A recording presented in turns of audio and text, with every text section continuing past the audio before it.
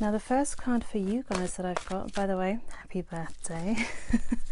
I know it just feels as though with so much going on, you may feel as though you haven't really got time to celebrate your birthday or celebrate yourself, but you will. It doesn't have to be done on the day.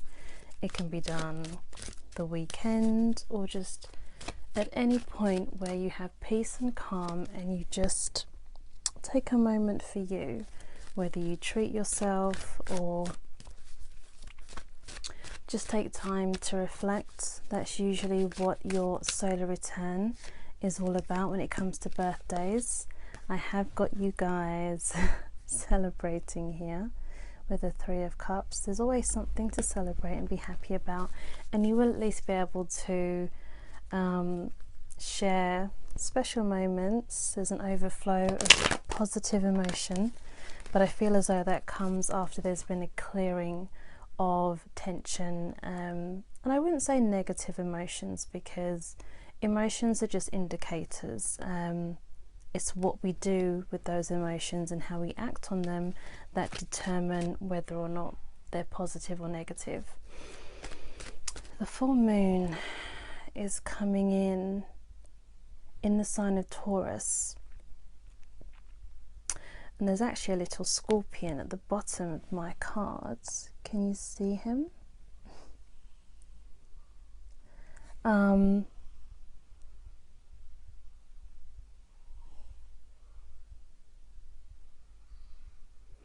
feel like balance is going to come in.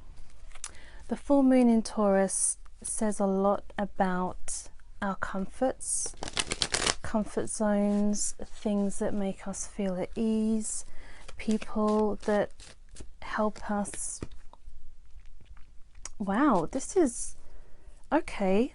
So it's right on track, because I had this card actually come up with a Scorpio client of mine and the number 8.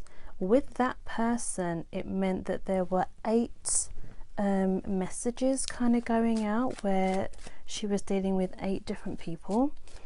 So that could be the same with you.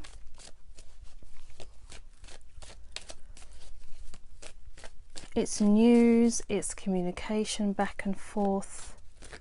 With some of these things, the 8 of Cups comes in, and it's a case of the communication ends any stress and headache, and it kind of clears the air. And 1, 2, 3, 4, 5. 5 out of 8 cups are still standing. 3 are overturned. The 8 of Cups is about turning your back on any stress and headache. The news has gone out, and then you're going to turn your back on any stress and headache and look forward. And he's looking at the moon there, so this could take place around the new moon or the full moon. Okay, so the full moon is on the 4th, I believe, depending on where you are in the world, in Taurus. And then there's a new moon around the 18th of November.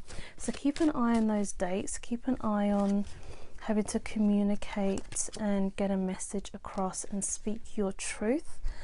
Possibly having to stand up for yourself around those times.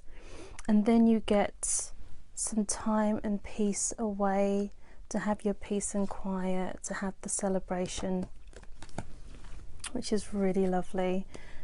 And at the bottom of the deck we have balance, so balance comes back in.